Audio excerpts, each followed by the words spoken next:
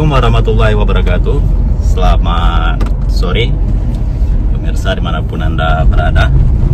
Saat ini kami dalam perjalanan. Bersama saya ada Ketua DPRK Aceh Besar Iskandar Ali. Di samping beliau ada Ketua Komisi 5 DPRK Aceh Besar Muhyiddin Ibrahim, atau yang lebih kita kenal dengan Ucok Sibre. Hari ini kami telah melakukan berbagai kegiatan. Saya mengikuti Pak Ketua bersama seluruh anggota Dewan dari Komisi 5 DPRK Aceh Besar. Kami awali kegiatan melihat sejumlah fasilitas kesehatan di Rumah Sakit Umum Daerah Kabupaten Aceh Besar yang berada di Indrapuri. Kita akan ngobrol terkait dengan pelayanan kesehatan bersama Pak Ketua DPRK Aceh Besar. Upaya apa saja yang akan dilakukan untuk meningkatkan taraf kesehatan masyarakat di Kabupaten Aceh Besar, terutama pelayanan di rumah sakit umum daerah Kota Janto. Baik, Pak Ketua. Ya, saya seharian bersama Komisi 5 tadi melakukan beberapa kegiatan. Salah satunya yang paling penting adalah melakukan inspeksi mendadak ke Rumah Sakit Umum Daerah Aceh Besar di Indrapuri. Banyak temuan yang kita dapati. Yang pertama tentang pelayanan, yang kedua tentunya masalah fasilitas kesehatan. Dari segi pelayanan kita akui bahwa mereka sudah memenuhi standar pelayanan minimal sebuah rumah sakit, tetapi yang sangat keteteran adalah di fasilitas kesehatan. Kita bersama Pak Uco, saya beserta juga Wakil Ketua, ada juga lintas beberapa komisi ikut serta menyaksikan rumah sakit ini. Kalau boleh saya menilai ini tidak memenuhi syarat menjadi sebuah rumah sakit umum daerah. Jadi kita juga berharap nantinya pemerintah punya terobosan-terobosan apakah perlu membangun sebuah rumah sakit daerah Aceh Besar yang tentunya lebih representatif, ya. Kemudian ini mengingat wilayah Aceh Besar kan sangat luas, ya. Setidaknya ada rumah sakit umum daerah yang representatif, kemudian didukung oleh beberapa rumah sakit satelit, yang jadinya kemudian rumah sakit Indrapuri ini tetap statusnya menjadi rumah sakit pendukung atau rumah sakit satelit. Jadi kita harus berani berpikir dan berbuat berbuat besar. Jadi pemerintah ini di kemudian hari dia punya sesuatu yang dilakukan dalam skema monumental. Jadi harus ada sesuatu yang ditinggalkan. Jadi Pak Uco juga berdasarkan beserta kawan-kawan anggota komisi harus terus mendorong ini agar proses ini beserta pemerintah untuk mewujudkan impian kita bersama. Kalau boleh jangan 1 ataupun 3 minimal, Pak Uco, ya. Minimal 3 rumah sakit daerah sebagai representasi 3 heboh tago Aceh Raya. Ya, ataupun yang lebih dikenal Tago 2 Limong, Tago 22 dan Tago 26. Jadi inilah dengan anggaran yang bertambah setiap tahun di sektor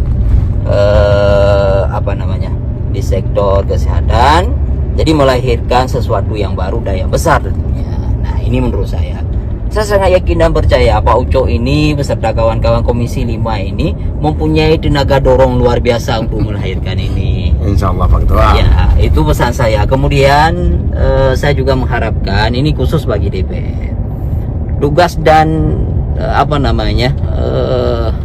tugas dan fungsi akadi lain juga seperti Komisi 5. Ya, kita digaji memang untuk bekerja untuk masyarakat. Ya, mungkin itu dari saya. Mungkin ada Pak Uco ada hal yang ingin disampaikan. Ketua Komisi 5 DPRK Aceh Besar tadi bersama anggota saya juga melihat melakukan wawancara langsung ini dengan masyarakat yang antri di Rumah Sakit Umum daerah Kota Janto Aceh Besar. Apa sih yang masyarakat keluhkan Bang di sana tadi? Kalau keluhan, namanya orang sakit pasti banyak keluhan. Tetapi kita ingin melihat keluhan yang memang sesuatu yang wajar mereka keluhkan. Tadi saya mewawancari banyak orang, di mana kalau dari segi pelayanan, seperti yang disampaikan Ketua DPR tadi, sudah memenuhi standar minimal pelayanan kepada masyarakat. Artinya mereka dilayani dengan baik.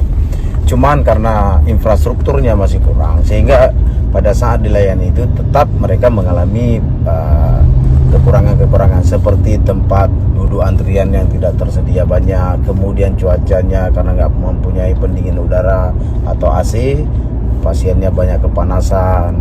Kemudian saya juga melihat tadi masih sistemnya manual dalam antrian. Nah, mungkin ini menjadi masukan yang baru kepada manajemen rumah sakit agar membuat suatu manajemen antrian dalam berobat ke rumah sakit.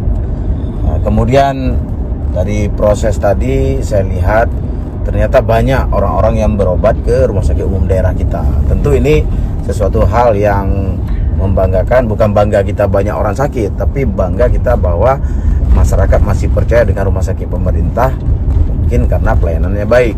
Tetapi kalau melihat dari segi infrastruktur, ini tentu perlu pembenahan yang lebih baik. Oleh karenanya kita juga merekomendasi kepada pemerintah daerah segera memikirkan pembangunan rumah sakit. Seperti kata Ketua tadi, mungkin bukan hanya di satu titik, tapi kita harus mampu melayani. Ya, kalau istilah senternya Aceh Besar itu 3 titik, ya 3 titik itu kita coba memerankan agar di semua sago-sago itu mempunyai satu rumah sakit yang memenuhi standar pelayanan di wilayah masing-masing. Aceh Besar ini sangat besar, artinya jangan nanti ada daerah-daerah yang tidak terlayani karena kita hanya fokus di satu titik.